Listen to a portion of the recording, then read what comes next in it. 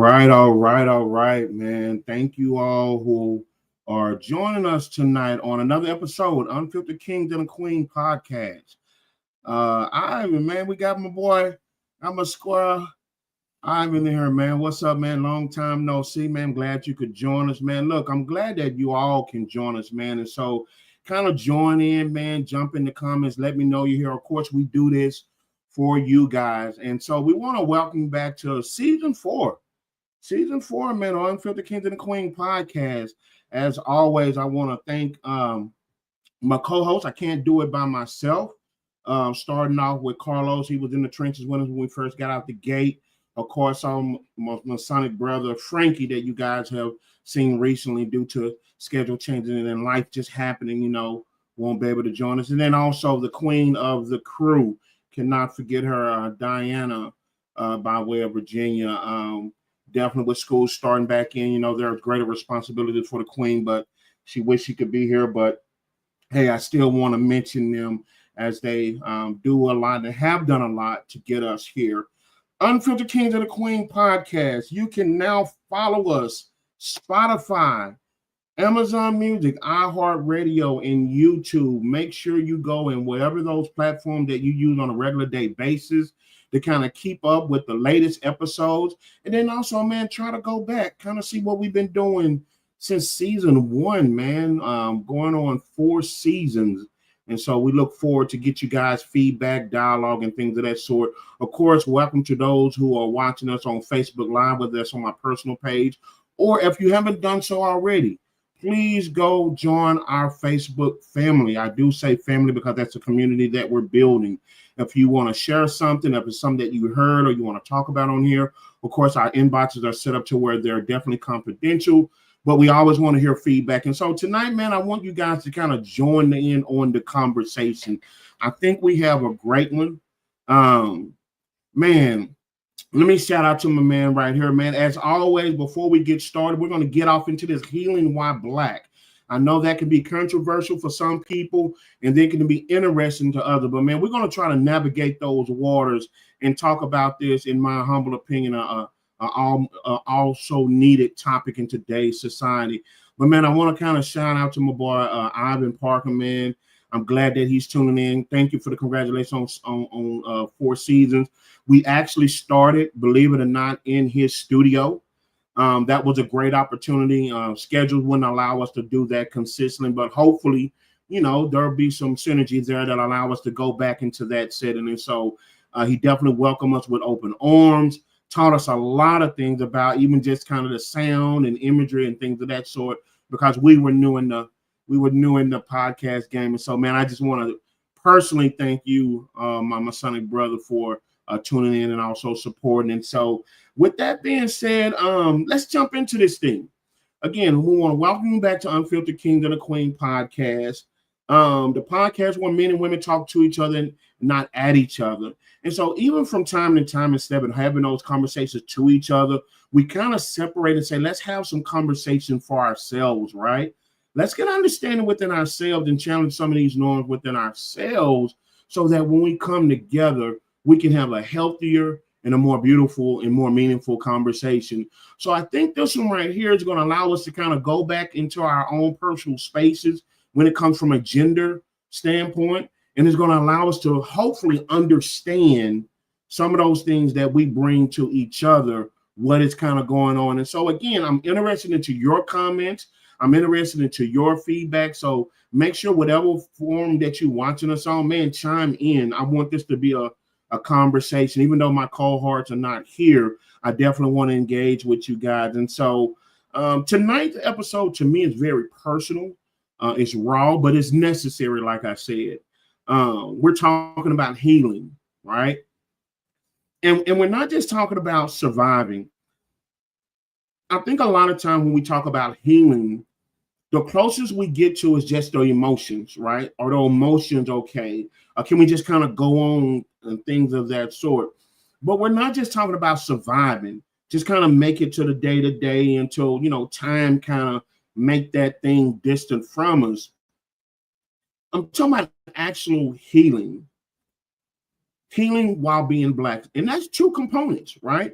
And that's why we labeled tonight's episode the way we did. There's healing and the connotation of healing, but then there are some things within the Black culture and Black environment that healing, we have to admit, looks differently. And hopefully we're going to explore that. What I want to do is start with a quote from my book. For those of you who don't know, if you can see that I'm on a green screen, not for sure if you can see it, but if you go to my page, you'll be able to see it. My latest project, Think Better to Be Better, a guide to mental wellness, normalizing what it is when it comes to approaching the well-being of our mental state. There's a quote I want to share. And again, just chime in if you're watching, if you haven't gotten here already and you just gotten here. We're talking about healing while Black. Healing while Black. The quote says here, healing begins when we stop performing strength and start practicing honesty.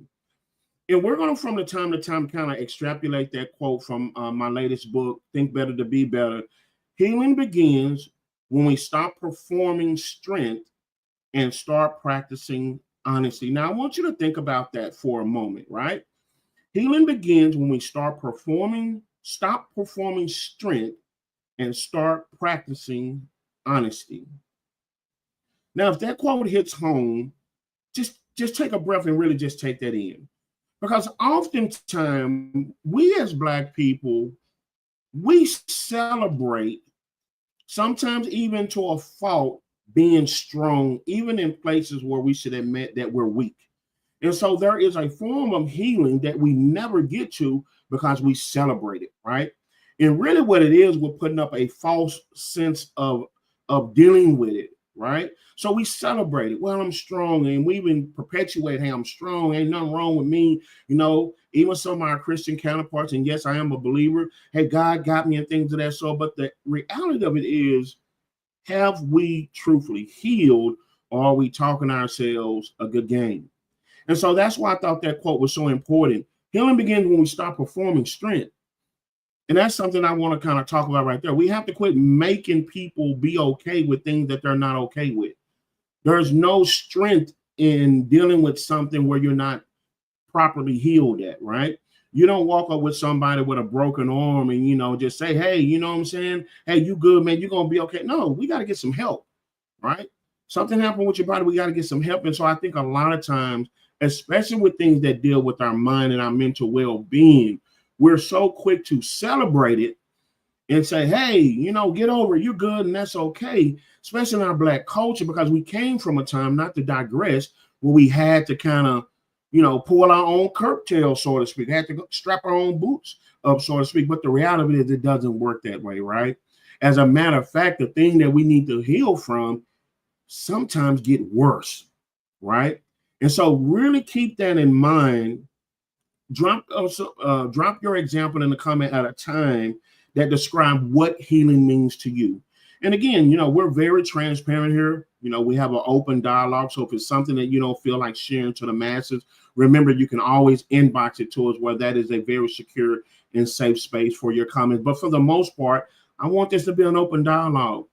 Think about what healing means to you. So we were talking about the quote from our latest book, Think Better to Be Better. Healing begins when we stop performing strength. All right? We all want to be strong. That's all a great thing and a great feeling. But the reality of it is, if I'm going through something, if I've been through something and I just need some help, that proverbial false sense of strength can be causing me to not get the help that I need. But then it also says start practicing honesty. And that's where I want to kind of land our conversation right now. How can we get to a point where we can be honest and open with each other, right? And I'm not just talking about the friends and strangers that you work with and, you see down the street and in the grocery market. I'm talking about even in our supposedly intimate relationships, within our family, within our core friends. It seems like a lot of time we have adapted the yes man mentality, even when we're not looking for yes men, right? We have all these relationships to where there's no robust meeting of the mind. There are no true differences that allow us to stretch ourselves emotionally. And all of a sudden, when life presents itself where we need to do that, it seems like all these things kind of come back and we see different people, right? So we're not even talking about people that we see on the street and things of that sort. Even there are times where people right around us, we do not allow ourselves to truly heal. We just have to kind of deal with that thing over and over and some of the ramifications of it. And it's almost like picking in a sore, right? That sore will never heal. And even if it does, it'll heal on its own, which a lot of times that's what we do emotionally. We just kind of let the thing take on a life on its own, but ultimately leave scars, right? Anytime you had a scar or a sore on you and you didn't properly take care of it, well, yeah, it'll heal, but it'll leave a long-lasting permanent scar that you can actually see. So we want to kind of talk about some of the things. What does generational trauma looks like in real life? That's something that, again, we don't talk about, right? It becomes taboo because a lot of time we practice more loyalty. And I'm just talking about in the Black community on these things than we do love. You know, we don't want to kind of rock the boat. I think we talked about that on one of our previous podcasts, to where, you know, we say the right thing. We never address the real thing, especially if some of this trauma comes from family or friends or come from our upbringing. We can't say any of these things.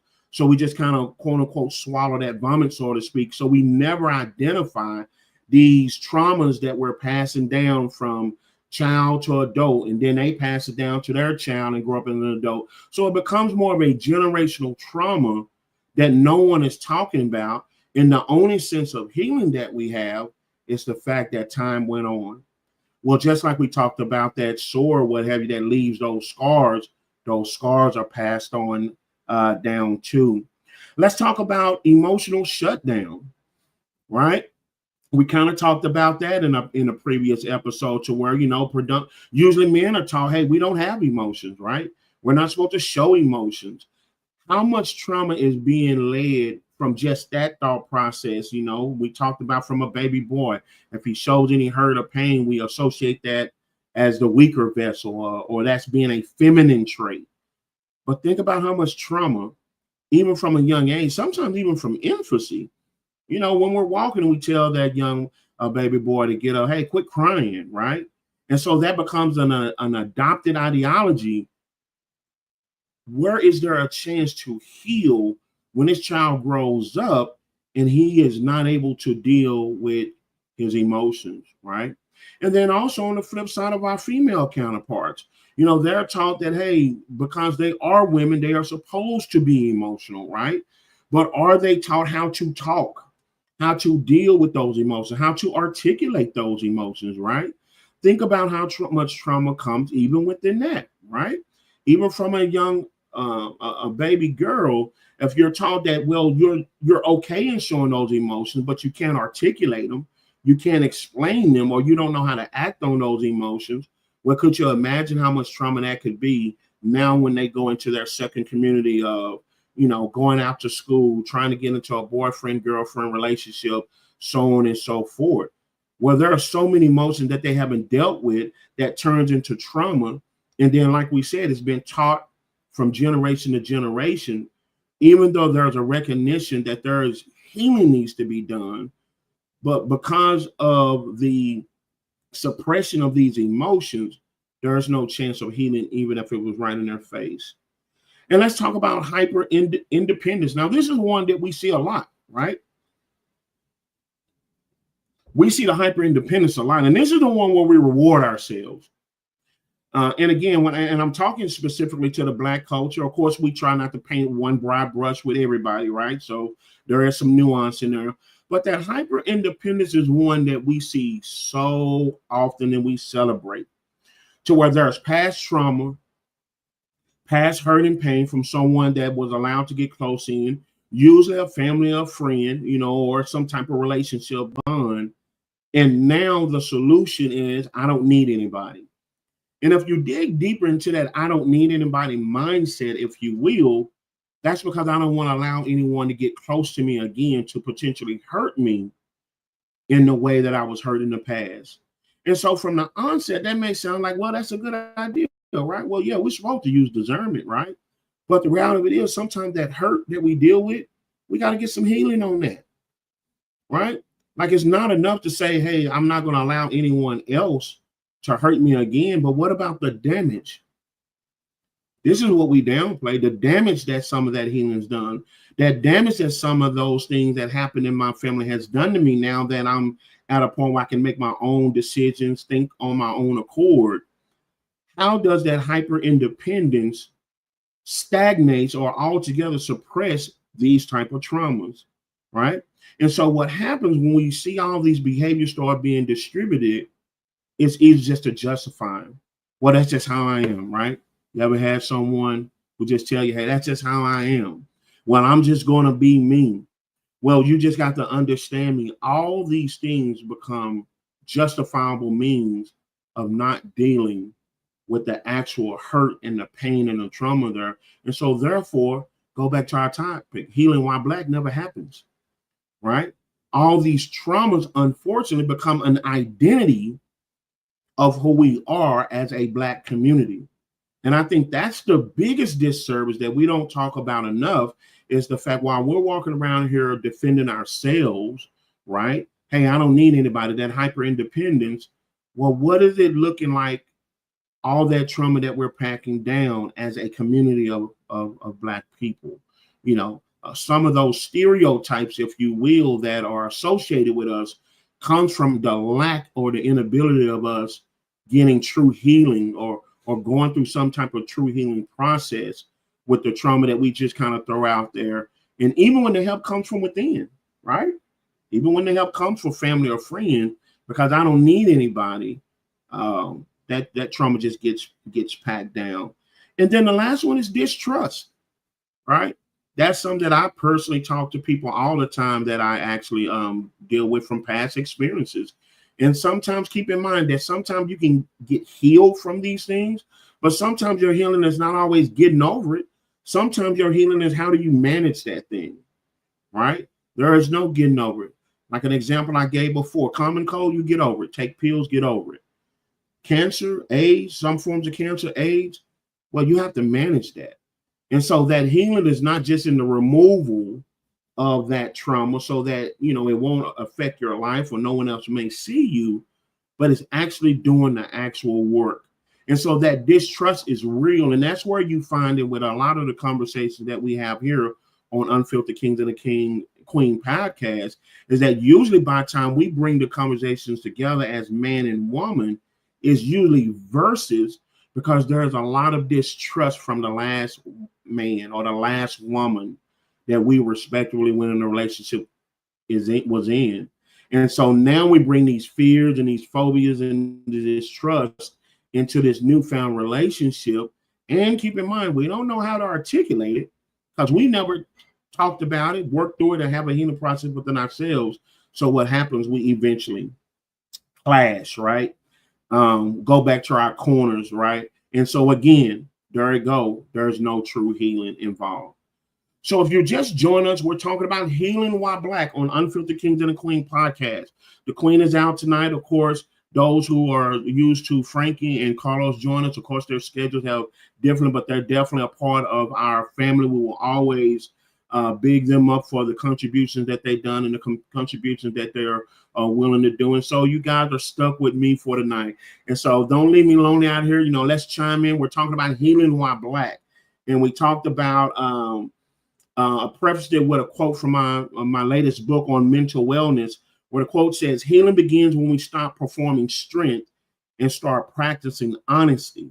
And so we start talking about those things in which we fake strength just to appear normal and appear that we heal, versus dealing in within our honesty. And how can we allow ourselves to operate in our honesty so we can get the healing that we have?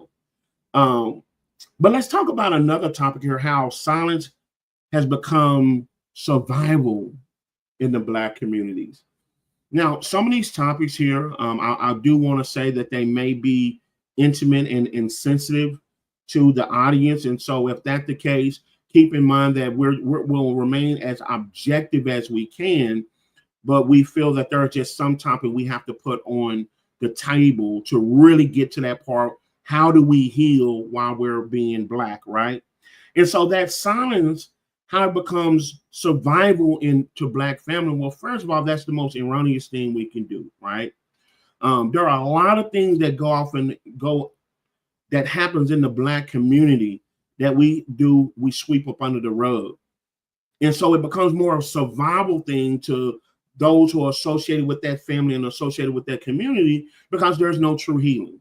And we're talking anything from incest.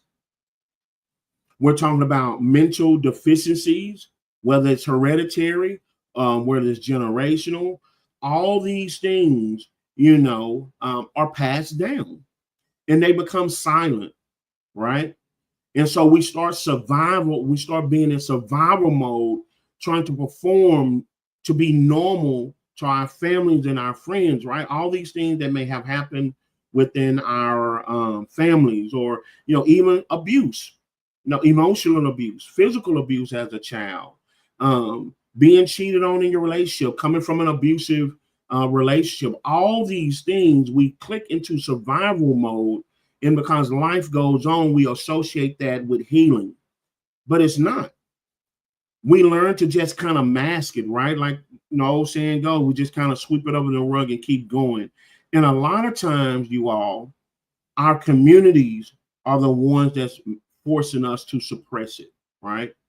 It's usually that we come out of a family that we dealing with abuse, or we dealing with infidelity, or we dealing with incest, all these topics right here. Well, it's probably going to be usually your family members want to kind of keep that up underground for fear of being exposed from a legal standpoint, from a social standpoint, what other people's going to think about it.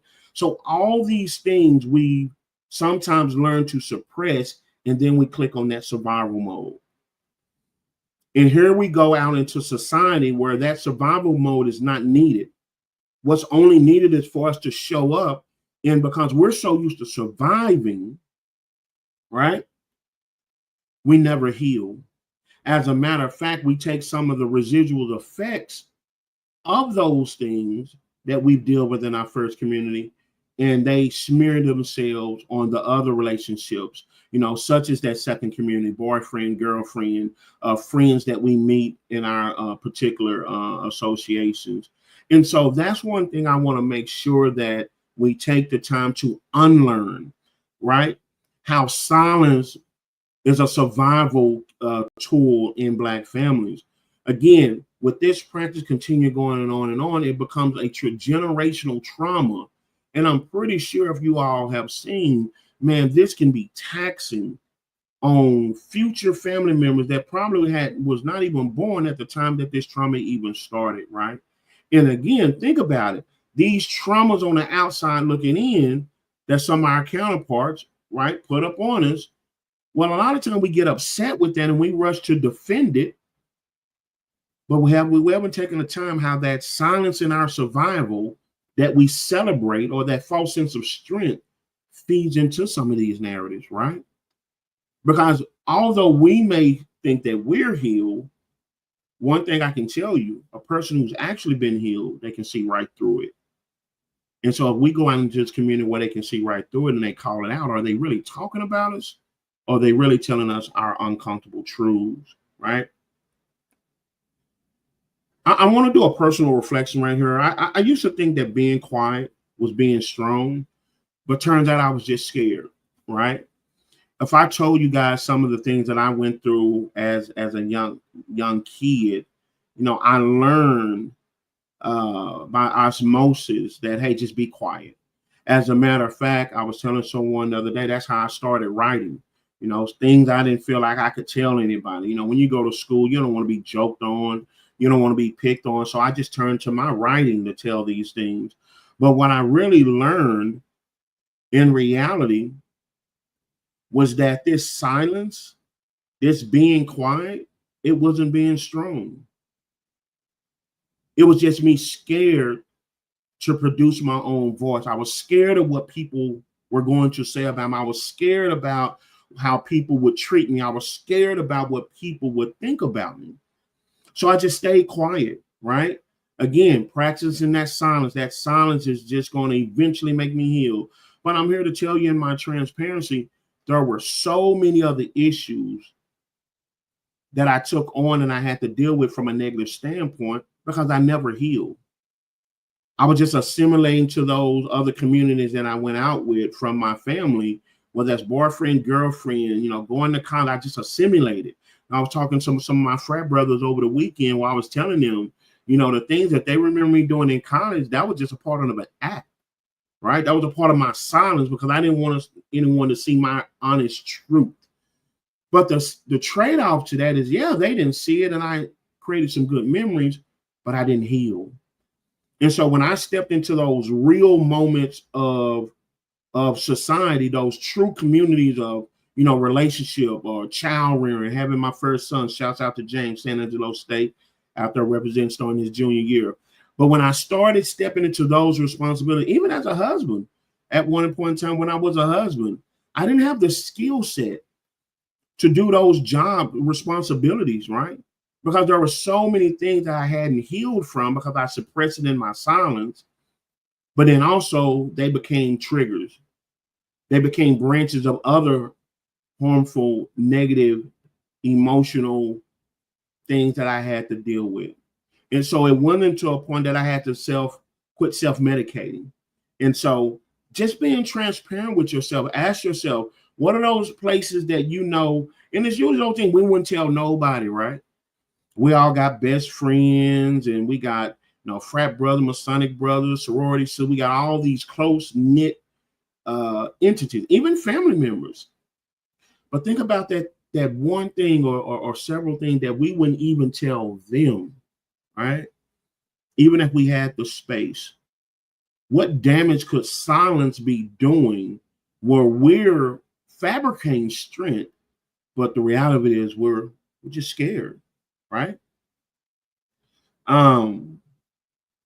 Breaking the silence. We've been talking about healing while Black, right?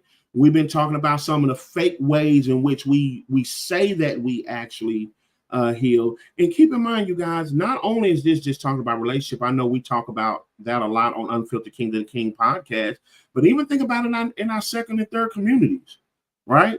The world imposed on us to be silent. Don't talk about it, right? Even if you want to talk about in our society how, some police are killing our Black and brown kids, actually, babies, if you will, or grown men or grown women, and then, put it on TV and guess what? Be silent about it. We can emotionally binge on social media, but for the most part, taking that trauma in and not having any solution to how do we heal, that's another form of being silent. And then we have to be strong to get up and go to work the next day. We have to be strong and set our loved ones down. I'll tell you, one of the hardest things I ever had to do was talk to my son in a group of his friends when our late brother, Trayvon Martin, was murdered, right? I never forget, he was in middle school and him and his friends was walking home with their hoodies on. And I'm coming to pick him up and I'm seeing them walking with their hoodies on. And this was fresh off of the Trayvon Martin tragedy, right? And I never forget, I swooped him up, put him in my truck, and I took him to McDonald's. And it was a hard conversation to have that what they doing wasn't wrong. It's not wrong to wear a hoodie, but because of the world that we live in, it's probably not the best idea, right? And so that was a hard conversation to have. But I did want to lend my voice and not just be silent, right? Act like nothing has happened and hey, they'll be all right. And, show that false sense of strength. Well, if something happened to my son, well, guess what? Trayvon Martin was someone's son, unfortunately, right? They didn't ask for it. Pretty sure they would have protected their son if they were there. So you have to have those conversations. So what we're talking about, part of healing while Black is that we have to normalize giving ourselves space to have this voice, such as this podcast, right? Even when I was thinking about doing this podcast, we were sitting and thinking that, this probably won't be one of the popular ones where, everyone wants to open up in this format. And that's okay, right? But we always want to respect privacy, but we have to address the fact where we're walking around thinking that we're fake healed, but we're just really putting up walls and and boundaries to hold the emotions in our silence, and we truthfully haven't done the work, right? We truthfully don't have a true outlet that we can actually go and do the work and actually heal, so that this trauma won't throw itself into a generational trauma that we're passing down on our innocent loved ones, right? So we want to talk about breaking this silence, right? Think about the cost of being silent, right? And a lot of times we're silent without even realizing it, right? Because life just goes on. And so some people throw themselves into a job. Some people just go quickly get in another relationship and just assimilate. Some people isolate, right? They don't find themselves going out as often. Some people turn to vices, just kind of numb themselves. Well, I want to take a few moments and just get the audience to understand how costly it is being silent. Think about the broken relationships that come from this silence, right? Think about the relationship. Now, I'm not talking about just a dysfunctional relationship, but I'm talking about the relationship where you or the other person did not realize the help they needed. All right. So you had to make a decision, kind of like Diana had said one episode, to where, man, you got to make a decision to own your own peace. Or maybe there was a relationship where we thought the other person was wrong because we could not see that we weren't healed, and they had to own their own peace and leave the relationship behind, right? Think about the broken relationships in families. Come on, I'm specifically and intentionally talking about our Black families, where we know that thing happened in our family, right? And it grows and grows, and people grow up and they hold grudges and they have resentment and they have anger and they have regret. And so now that family line is strained or is non-existent, right? You know, we meet our friends outside and they're closer than our family members because guess what? We never talked about that thing. You know, you remained silent while I was hurt, right? You told me not to talk about it. Hey, you downplayed it when I brought it to your attention. And so when we talk about the costly, broken relationship, it's not all the time just a romantic relationship, right? You think about people who go from friend, boyfriend, girlfriend, boyfriend to girlfriend. You think about people even a professional level, right? Sometimes there's trauma there, and we just kind of go job to job and career to career, I'm a change career, and we never learn how to properly heal from the trauma. And look, let me say this. Trauma can be found in any aspect of our lives. I want to be very clear with that because, of course, normally on our podcast, Unfiltered Kings and a Queen podcast, we talk about the romantic relationships, or we even venture into the familial relationships, right? But trauma can show up in any type of interaction you have with another human being. So whether that's in your professional career, whether that's in your personal career, whether that's within family, whether that's in your personal relationship, whether that's in your father's wife, parent relationship with your children, as long as there are imperfect human beings, trauma can show up. And when it shows up, we must not assume that we've healed with some of these misnomers that we've kind of talked about, right? The one we always talk about, hey, let's just be strong at it. Hey, I'm okay. I'm good at it. No, that's not the case, right? So really focus on those broken relationships from the cost of being silent. What about the emotional fatigue? I was just talking to a good friend the other night, you know, and we were talking about how our jobs are, she's a teacher, and we were talking about how it's not necessarily that our jobs are strenuous per se, but sometimes just the emotions, the emotional bandwidth, if it takes just to do your job at a high level, sometimes can be overwhelming. This is a space, you all, that we don't talk about a lot, and I talk about it in my book, Think Better to Be Better. We're so used to having just to be okay. Tell ourselves we have to be okay because we got to get the tasks done, right? We got to assume the responsibility. That responsibility got to be there, and that's true. But a lot of time we pack down so much emotional trauma so we don't even realize, and we easily say it's my body fatigue.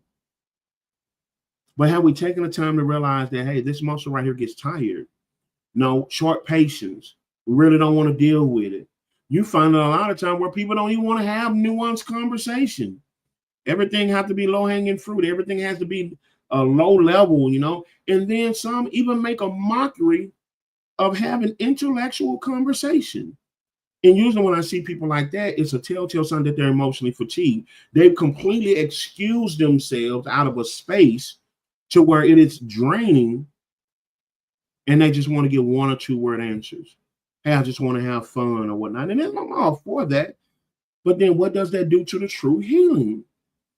If we cannot have an honest and open dialogue about things we're going through, like I said, where trauma can show up in any space, then how can we get to true healing in any capacity? Okay, I got A.D. Johnson. Thank you for chiming in. They say grief is my silence, isolation is my silence, and I have noticed that about myself. Absolutely right. You're spot on. And let's talk about this. So there it goes again, that we can find that trauma in other spaces. So AD, I'm glad that you chimed in. When it comes to grief, usually it's silent because guess what? There are numerous ways to deal with grief, right? Let me say that. And so a lot of times the initial healing AD that comes in is people trying to solve that healing the way that they deal with their grief. And that's just not the case. It's not cookie cutter, right? And so when you see that and there's no true initial answer, AD, the automatic thing to do is just to be quiet and deal with it, right? And that's where we as a Black culture, we celebrate, hey, I'm going to be all right. Hey, I'm going to be good. Man, you're going to be okay. Oh, girl, you're going to be okay. But that's not true, right? Because in order to vet whether or not I'm capable of dealing with that grief, it's okay that I talk to someone. It's okay that I open up a book. Let's normalize these things. It's okay to go get some help and listen to a podcast talk about those topics. Find someone who's an expert in grief. Same way when it comes to isolation. We talked about on a podcast episode AD in the past about the difference between being alone and loneliness. It's okay sometimes to be alone. It's the loneliness that can get us into some danger because it puts us in a situation where, remember I talked about last time, where I make up all the rules. And so whatever I have to do to fulfill that empty space, sometimes we find in isolation. Well, here it is, that silence don't allow us to vet those things, right? That we're isolating ourselves in silence. Whatever that outlet is in our silence, we give ourselves permission. And that's where a lot of people, and definitely not including you, but where they turn to their vices. They start living those double lives because in that isolation, there is no one to talk them through the parameters of, hey, what's right and what's wrong? What's the best way or most effective way in handling grief instead of that silence? And so I appreciate that transparency, AD, that you share, because what I'm trying to convey to everyone is how that silence that we have used as a tool is really to our actual detriment. And so just like AD was transparent, we find ourselves in other capacities, whether it's grief, whether it's isolation, these things can be precursors. So if we don't get help on that thing, they just only open up doors for us to get other things wrong. And so again, we're talking about healing while Black. How do we heal? How do we heal as a Black people? There are just some things, there's some nuances that we live in this world that are different, right? Instead of us fighting Black men and Black women, we as a culture of people, there are just some things that are different, right? It's not prejudice, it's not a race thing, but it is a reality, right? You look at police brutality, you look at some of the racism that is still left in today's society. You look at some of the things that our government, our government is doing. These things, we have to find ourselves still addressing them, but we still got to live. And like the old adage says, life doesn't take any commercial breaks. And so these misnomers that we put out there, just be strong, or hey, just don't say nothing about it, whether it's from our society that we're getting this trauma from, all the way down, like we talked about sometime in our first communities, whether that's whether that's mental abuse, physical abuse, incest, anything that causes trauma. If we don't get that help on it, we take it out into our second and third communities, and then it becomes generational, as we talked about, right? And then that creates other problems that we run into people that could be good fits for us, good spaces that could be good fit for us, but we never question ourselves, right? Because we make up all the rules at that point in time.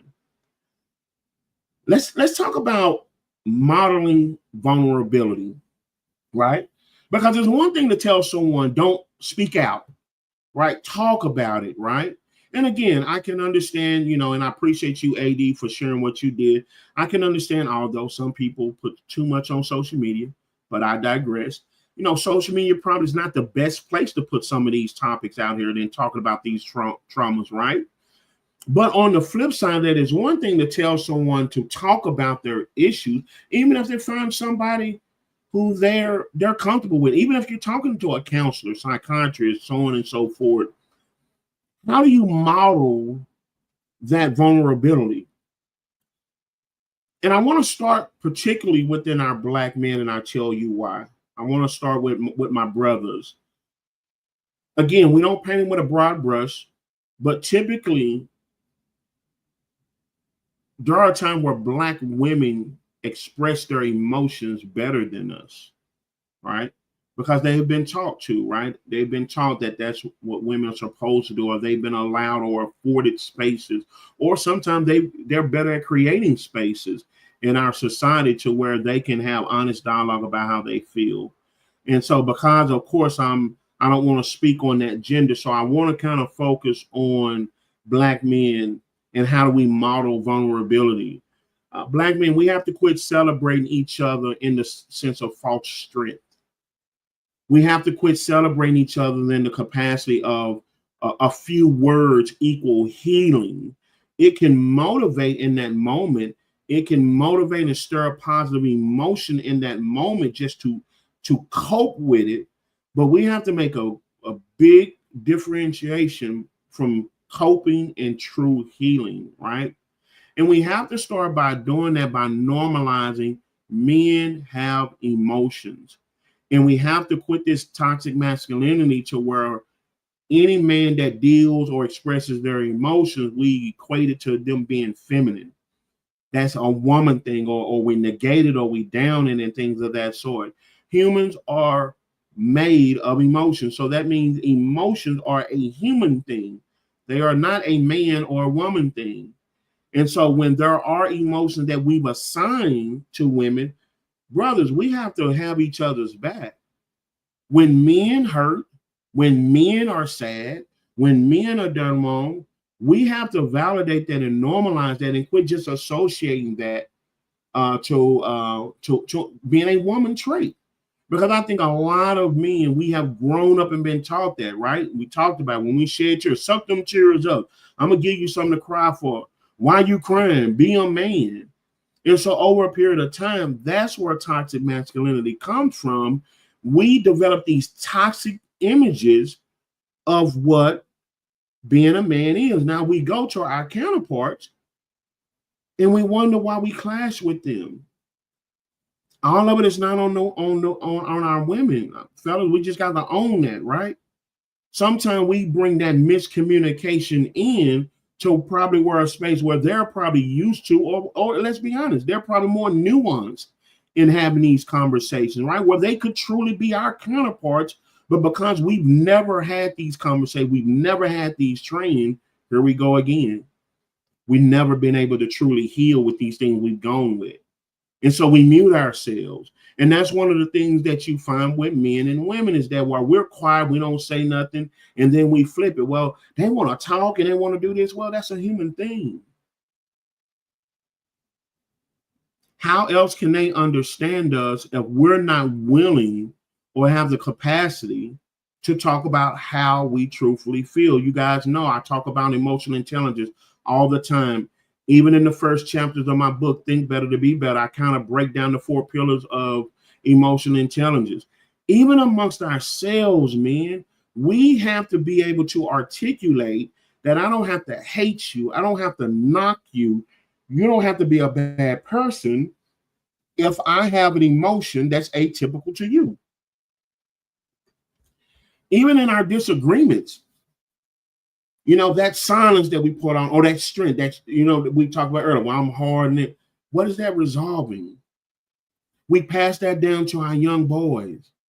And then we wonder why when they go in their second community of schooling or their third community of relationships, why they're bad with expressing their emotions. Where did they learn it from? We got to own that, right? And so what I'm saying, man, we have to find a way to model what this vulnerability looks like, right? That's not saying that we just always complaining, or we're just, overly sensitive to every emotion that we may feel. But it does mean that we should beg the question, how do we model this vulnerability and what does it look like? And so, for example, one thing that I've started with me and some of my close male friends, whether that's my son, frat brother, Masonic brothers, or just guys that I know, every Monday at 8 o'clock Central, we have a call, and it's called a check-in, right? And in this check-in, man, we just talk about our day. And we don't just talk about it on that surface level, man, where we just kind of ashamed to kind of go there. We talk about how we feel. We talk about things that we're going through. How does it really make us feel? What do we really look at and wish would be a solution there? And it's okay. Some of those things we can't control. Some of those things, even that hurts us and we wish was better, the reality is we find ourselves that we can't change them. But what we find is just to be able to talk about them.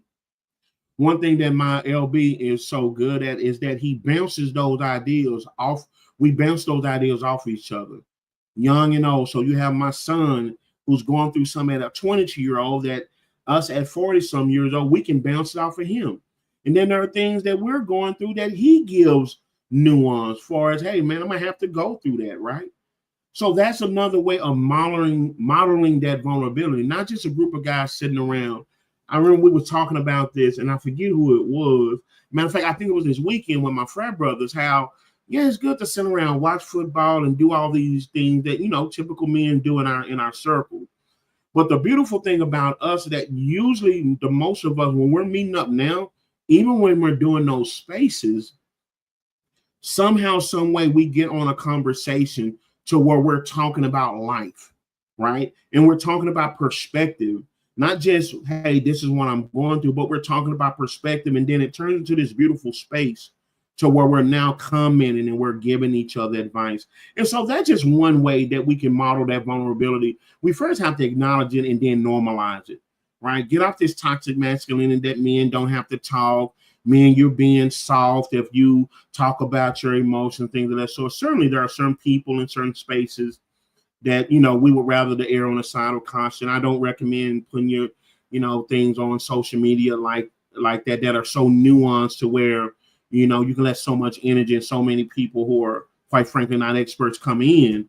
But the reality is you want to make sure that you have some type of space to where you can tell your actual truth. Then when we're talking about safe spaces, man, there are plenty of safe spaces out here, especially on the precipice of COVID. There was more of a push on mental wellness, and even more here lately. Mental wellness has been more of less of, I would say, of a taboo topic. And so there are such things out there, man, as therapy. A lot of us who are working, for the most part on corporate jobs or jobs that offer, decent insurance, man, they have EAP programs to where you get certain number of sessions for free to talk about any type of problems. A lot of these times they're free and they're confidential. So again, going back again to my Black men, healing while Black.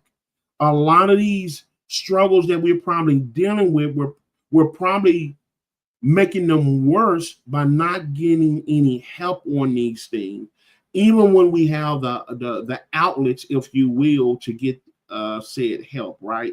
So by internalizing them, by muting them, by these false sense of strengths, instead of just going and getting that healing, we wonder why we have this one issue and then we have an offspring and all these other things. So therapy is a great opportunity. There's a lot of great podcasts out there where you can have space, where you can listen to dialogue, listen to other people's stories and things of that sort, to kind of get an idea that, first of all, you're not alone. That's another thing, like AD alluded to, that isolation sometimes can be a danger because it makes you feel that you're all by yourself, right? And so now you start making up your own rules, your own regulations. Everything that you think of is law. And now when it's time to go out in the real world, you're more argumentative. You're more walking away from real relationship, where they're just trying to tell you, man, it's not personal. It's just, it doesn't work that way, right? But because you fixated over so long that this is right, it's almost like going to the doctor and you convince the doctor that he doesn't know what he's talking about, right? Just because you don't like the news, or you don't like the way that it was received. And so now you're getting further away from that true healing. And now there's a false sense of healing out there. And man, that's where the terminology, I believe, hurt people from, right? Group chats. Like I said, man, we have a group chat, man. Get your group of your friends, man, where you can talk real about it. And if you don't have anybody in your circle of friends where you can talk truthfully and honest, at least one, then I suggest you to revisit your circle of friends, and then it doesn't matter what title. I'm not talking about a title here either. You should have someone within your circle of friends. And this is why it's important to differentiate friends from associates. It's okay to have associates. I have some 10 and 20 plus year associates, but that's okay. That's not knocking them. But then I have some friends that I've met in a month or so that we've built the relationship of, that if it hit the fan, I can have an open and honest and transparent conversation with them. And so that's our responsibility, right? Like I said, again, it's good that we have people to kick it with and things of that sort, but we better make sure. And here's the thing: upgrade that circle. It's seasonal, right? You don't wear a jacket 24/7, especially not here in Texas, right? You don't wear shorts 24/7. And a lot of times, let me say this: we think it's always personal. And sometimes just based on the season that you're in, it's just like if you're in Texas heat, just in that season, it's not personal. I just don't need a coat in that season, right? I'm going to save my coat for the winter. So it doesn't necessarily have to be personal. It just could mean that person and your season, they're not assigned to you in that season. And so let's normalize that instead of throwing people away or making people the bad guy because we agree differently. You never know what that person is going through in that season. And how about we just kind of set aside or step aside until that season comes back around? And sometimes everyone in your circle won't recognize that. So it's up to you to have that responsibility and have that tenacity to say, hey, this person's not a bad person. I don't have to throw them away or start a beef. It's just the season I'm in, especially if I'm in my healing season. This person just can't, quite frankly, provide me what I need in this season, right? And even just on this mic here, man, I would be wrong if I didn't say that, man, what we trying to do is create a platform here on this microphone, just like AD did. Chime in, have those conversations, on all our platforms. Those inboxes go directly to me as a certified life coach. I know everything about being sensitive and making sure there's a safe space and protecting privacy. It's something that I give my own clients that we sign off on. And so that infrastructure was built just in case if you ever wanted to share something that was too heavy for normal social media or social media eyes, you can find great spaces such as Unfiltered Kings podcast to where you can share those things, or you can just put simply, I have to talk. And we'll find some type of way to where we can have that dialogue and conversation. And hey, if the solution is not in the house, then the great thing about us, we're going to plug you into somewhere where you can get the help you're in. But the main thing is not remaining silent. That's the main thing. If you ever felt unsafe expressing emotion, think about this. You're not alone. Sometimes it's not people who don't want to say anything. It's just the fact, in all seriousness, they're not in a safe space, right, to speak up and say anything. There may be an adverse reaction to them speaking up. So just keep in mind, that's why it's important to at least have one person in your circle where you can tell your proverbial truth. Excuse me there. So we're just going to quickly recap here. Healing While Black, Unfiltered Kings podcast. We're talking about, man, how can we get the true healing, right? Not this proverbial fake healing that we find and, hey, I'm being strong. Hey, I don't need any help. Isolating, building generational trauma by not dealing with it. Or sometimes mom's the word, right? I'm just going to be quiet. I won't tell anybody. I can just build this fake character like I did in college, knowing that I'm dealing with a whole lot of things that are eventually going to affect everybody that I meet from there on out. So how do we really get to that true healing? And so we've been talking about, first of all, normalizing it, right? Breaking that silence with our actual words, looking at our surroundings, right? Being able to get some places to where we can get true healing, whether that becomes family or friend, whether that's a trained professional, somewhere within. But we definitely know that fake strength and silence allows us to keep that trauma in. And so we wear healing as a mask, and we force others in society to accept our norm. And then that clashes, and that affects a lot of relationships, right? We put it on the other person, and the clinical term is gaslighting. We put it on them because we never want to look and realize that, guess what? Excuse me, you never truly healed, right? You just kind of went on. We talked about the scar mentality, right? I didn't take care of that scar. And so, yeah, it healed, but it didn't heal correctly. It left the scar. And we never know when those scars may affect and or hurt other people in our society. So we make them the bad person when they speak up on it versus saying, you know what, let me look back on this thing and be honest. Yes, I may feel that I'm healed, but what happens if it didn't heal correctly? Everyone I come in contact going to be able to see that scar, whether that's from a professional level or even from a personal level. So let's just talk about how counseling can be used as a reclamation as we end this thing here. Of course, I'm a big proponent of counseling. Counseling has changed my life. I tell people all the time, if you knew me growing up or if you knew me in college, I'm a completely different person. And it's not because of me. I take no credit for it. I take the credit that God has put some truly powerful people in my life. And let me say this, even when they were in my life, the change didn't come. Be transparent.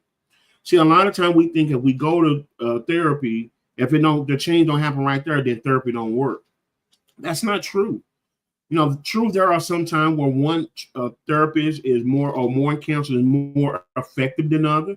And so, yeah, you want to kind of vet that out. But to throw the whole thing away, and I think our Black culture does this a lot, is that we think that therapy is transactional, right? You go in the store, you want this item, you give the money, you walk out with that. That's not the case. Excuse me. Remember when I said that sometimes we get over things, sometimes things have to be managed. And usually, you guys, the longer that thing goes on, the further that it has been in our family, the longer it has been since we've been existing in our childhood, the harder it's going to be to us to try to get over that thing rather than it is, hey, you know what? This is going to have to be a give and take. I'm going to have to take this in bite-sized pieces. So, excuse me, understand therapy isn't fixing anything. That's another thing. No one likes to be fixed, right? Therapy is freeing. I'm going to say that again. Therapy is not about fixing. Therapy is freeing your mental capacity up to where you can see what changes you need to make to be the person that you truly want to be. A lot of time we frown on therapy, and even sometimes that's the danger of family and friends, right? That's why sometimes you have to just go to someone professionally. Family and friends want to fix you because they have their idea of who you should be. That's not what therapy is about. Therapy is about freeing you up of this trauma, setting this trauma to a side, understanding this trauma, and then you insert yourself. What type of person do James want to be? Right? I had to ask myself that question one day. But in order to do it, I had to be very transparent and true with who I really was, even if that's my perception, right? And I realized, hey, I'm not a good person. There are some people out there that I care about don't think I'm a good person.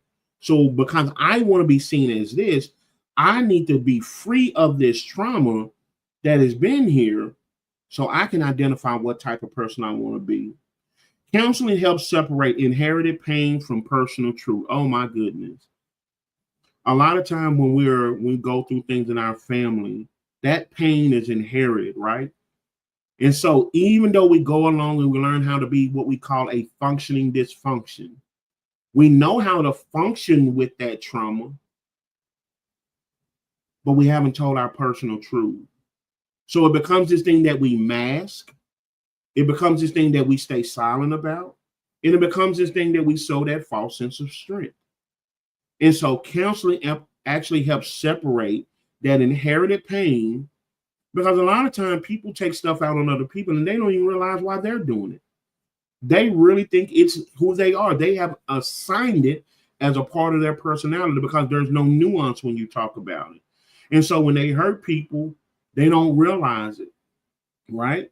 But they're dealing with that inherited pain because they never sat in a space where they can tell their personal truth, right? And so that's another component, and benefit of counseling. It allows you to separate that inherited pain and deal with that in order you can be able to tell your personal truth. And so we want to make sure that we're reframing therapy within our Black community, right? Let's quit telling people to deal with it, suck it up, put it in God's hand. Yes, I'm a believer in God. Yes, I'm a Christian, but sometimes God will have these resources in space for you to go use, similar as a doctor. If I break my leg, you don't tell me, hey, doc, man, Jay, God's going to take care of it. No, that's not true. I better get myself to a doctor, else I'm going to be in a world of trouble. And so we have to start normalizing that same ideology when it comes to maybe sitting on someone's couch, or even like I had a conversation today, even if sometimes that means that we have to take medication, right? I know that's a taboo. That's a conversation for another day. But if it means me bettering myself so I can better understand my emotions, so I can better put myself in a position where I can compliment those who I come in contact with in my other community, then I owe it to myself to give myself a chance. Therapy is not weakness. It's rebellion. It's saying I'm sick and tired of being sick and tired. It's giving ourselves permission to not indict ourselves as bad people, but it's giving ourselves permission to understand that for all intents and purposes, this trauma, no matter where it comes from, whether it was self-inherited or it comes from our past, it's a rebellion saying, I'm sick and tired of being sick and tired. I'm sick and tired of faking. I'm sick and tired of being quiet. I'm sick and tired of walking around acting like I'm strong when I know I'm not. And it frees us up to simply get the help that we need. So I want to close with one other quote, if I will, from my book. It says, your healing is not just for you. Your healing is not just for you. It's a blueprint for someone else's freedom. In a world where we always say, don't be selfish, we usually talk about material things, right? Don't be selfish. Share with other people. Be kind to other people. Be kind to the less fortunate. What better can you give to anyone than a better version of yourself? Your healing is not just for you. It's a blueprint to someone else's freedom. Not all relationships, not all friendships, not all bonds break up because one person was bad. One person was wrong. Both people were wrong. Sometimes those relationships suffer an untimely early demise because one or two people have not got the true healing in which they need to be able to promote the emotional intelligence to be able to do conflict resolution. So in this day and age, it's easy just to throw each other away. It's easy to go silent. It's easy to stop the phone call, quit coming over and replace them with people. and interchangeable. It's easy to do that, to really just instead of deal with the problem at hand, right? Relationships, 10 and 15, 20 years, you've heard of getting divorced, right? How in the world you spend that much time with someone? And we understand things happen, so we're not talking about that. But do we truthfully vet? Is it worth it? Do we keep it? Friendships, bonds that we've had for years, misunderstanding, we just throw it away and we just, fill it in with something else that's useful. Have you truthfully healed? Have you truthfully, are you willing to do the work to make sure that your healing not only helps you, but it becomes the blueprint? There you are, even if someone is wrong, right? We talked about that, you, them, and the invisible enemy. Even if they're wrong, if this person really means something to you, could you at least offer them the blueprint to truly heal? You can't force them, you can't make it, but think about that. If this is true family, if this true friend, and we have these true bonds, what if your true healing can provide the blueprint? Do we take on that responsibility, or do we just assume low level thinking, well, that person's a bad person, throw them away and just replace them with someone else? We have been talking about healing while Black. I'm glad that we was able to have this conversation. This is one of those, when I always say this is where we could really do a part 2, and we may do a part 2 and come back and kind of tackle it. But this is not one of the ones that are so popular, if you will. And this is one that I understand why a lot of people wouldn't kind of share in this medium. But like I said, if you want to just hit me up and talk later, one-on-one, if you just put in the inbox or somewhere where you're looking, hey, let's talk. We can talk about it more in detail. But healing while Black is a very nuanced and important topic, because there's so much trauma that we deal with as a people. And I think we celebrate it erroneously and too much within strength, and we mask it in silence. And we teach these things within our prospective genders, men and women alike. And unfortunately, you have a lot of unhealed people walking around here who is validated by the world, in which there is no true healing. There has been no professional assistance. And then we clash within each other. We break up that friendship. We break up that family. We break up that professional relationship. And then because there is no healing over long term, it turns into generational trauma. So where now we're teaching it to our kids, or our kids subconsciously see it within us, and we quickly just label it as a discipline problem because it couldn't come from us. And so we have to break this chain, ladies and gentlemen. This is one where, again, where men and women talk to each other. This is not a versus, as we always said. We have to break these chains by doing some work on ourselves, identifying how can we be more emotionally intelligent within ourselves. And then when we come together, we can display not only something that builds long-lasting relationships, but then we can reverse some of these traumas that even on the outside societies kind of prey upon and stereotype us on. Look, you guys, this has been a great one. Keep in mind, Unfiltered Kings podcast, Unfiltered Kings of the Queen podcast. I don't want the Queen to kill me. Unfiltered Kings of the Queen podcast. Remember, you can now follow us on Spotify, on iHeartRadio, on YouTube, and on Amazon Music. And later on this year, we should be on Apple Podcasts, if God says the same. I appreciate you guys being my audience. So if you didn't catch it here, remember, it'll always be on other platforms where you can watch it at a later date, tomorrow at work or driving into work, things of that sort. I want to thank those who did chime in and did give their transparency to it. Look like we have another one here. I want to make sure I get all of my people's comments. AD said, my daughter started her therapy sessions back up about 5 months ago. But a junior at Townview, I had her in therapy. And then when she got to college, she made her own decision to start therapy back up again. Man, look, let me shout you out. Normalizing that help. See, a lot of times, AD, when we grown and adult and we done made all our rules, we don't need help. You ain't going to psychoanalyze me. You ain't going to critique me, man. Trying to read my mind. And so it's too late. So that's why our society and our culture have a bad stigma when it comes to therapy. So you're absolutely right. You're doing a phenomenal job by normalizing that at an early age. and what's lost in here, and I know this is not in your topic, but I want to shout you out. There had to have been a recognition of breaking your silence and also acquiescing that, look, I don't have to have all the answers, right? We do a lot of damage, and I'll raise my hand. I'm guilty of this, AD. I love my son to death. He's a junior, looks just like me, but sometimes I had to realize I don't have all the answers.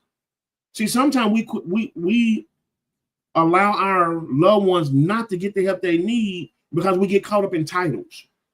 I'm mama, I'm daddy, you should come to me. Have I been trained professionally to? No. Again, that's just like if my son have a broken leg, Lord forbid, and I'm down there trying to take, man, I'm going to take him to the experts. I'm going to take him to the doctor. They don't have no indictment on me being a good father. No. Being a good father is recognizing my limitations and getting him the help he needs by the professionals that are out here. And so I want to commend you on that. That's a great example in there that's implying that, hey, even if I can't do it or I know that I won't be effective throughout, let me get you and point you in the direction at an early age so that you can get the help you need as my daughter. It has nothing to do with just me being a parent and things of that sort. And I love the fact that ultimately what it seems like she made her own decision because it's already been normalized. And so a lot of times, again, to break that stigma, when we hear our family, when we hear our friends, our close friends are going to counseling, don't tease them, don't mock them. We don't know what they're actually going through. Let's support them. Even if their support is just, hey, look, I don't have nothing to say, but hey, do you? Hey, if you got to disappear for a minute, hey, I'll be back. You walking with open arms, no love lost. Like I said, it doesn't always have to be something negative. And so like AD gave an example, if you model that, and see, that's her modeling that vulnerability for her daughter. Because think about it, it has to be a very vulnerable space. And I'm not putting words in your mouth, AD. And if I am, cuss me out in the inbox, but tell me, in front of the podcast. But that is a very vulnerable space with her daughter that she loves, that she's almost have to relinquish to someone else, and whatever comes out of that thing, she has to support it for the most part, right? That can be a very vulnerable space for us as parents. And so I think that's a great example how we model that vulnerability even in our family center, because usually in our family center, we practice loyalty, right? Sweep it under the word. Do as I say, not as I do. Well, that's not teaching the child how to love themselves. If they have a issue, even if it can't be dealt with, hey, even if dad is wrong, and I am guilty of this, if James was on here right now, he'd probably give you a whole lecture on it. Calm down, son. But I was guilty of having the right idea, but the wrong process. Because I came from a culture of, hey, since I'm daddy, that's strength, that false sense of strength, right? And what it did, AD, and what it did to the rest of y'all, it caused my son to be silent. He tried to get his help in silence. Now look what other problem that presented for me, right? Now he won't talk to me. Now I don't understand him. Now I'm trying to pry the jar open. So to AD's point, it is very fortunate, and we have to normalize at an early age that it's okay if we don't have all the answers. The whole goal is that she wants baby girl to get true healing, right? And I will say this again and again, when we mention these colors and whatnot, that's not a knock to our counterpart, but we're saying we're focusing on us, right? Healing while black. She's a black girl that's going to eventually be a black woman that already has to go in society and deal with some things that mama can't change. So why don't I normalize that right now and give her the freedom and the space to speak her truth and not indict her to the limitations that AD may have. And so thank you so much for sharing that. Look, we have to have this conversation again. Thank you, AD, for chiming in. Thank you so much for being vulnerable and giving your transparent truth, especially in this day in society. We have to quit muting people. We have to quit laughing at people when they finally do get the gall. It's more than just saying don't be silent. But again, we have to model what does that vulnerability looks like. In this day and age where people look at social media as the end all be all, sometimes that contribute to people just being silent, right? And we never want someone to be in that space.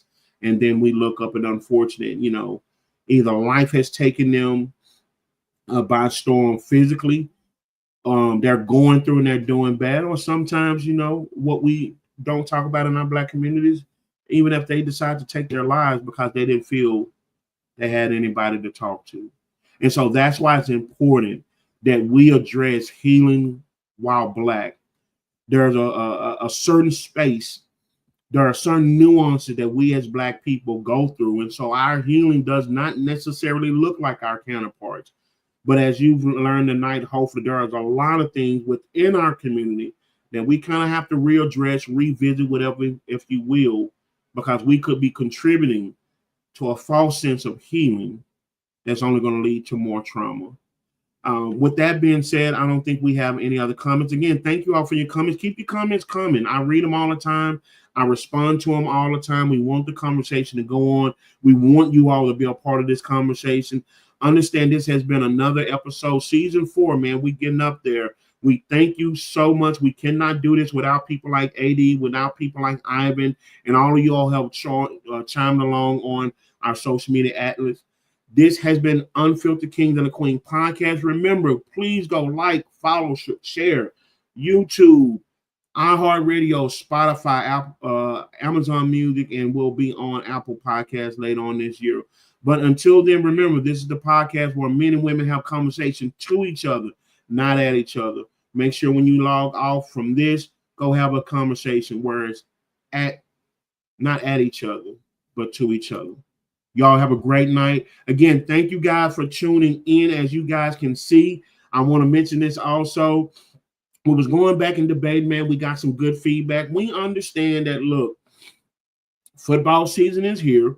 We understand we have some avid football fans, and we want to make sure that you can watch your team and you don't have to, make a decision, because we love the live interaction and the live feedback.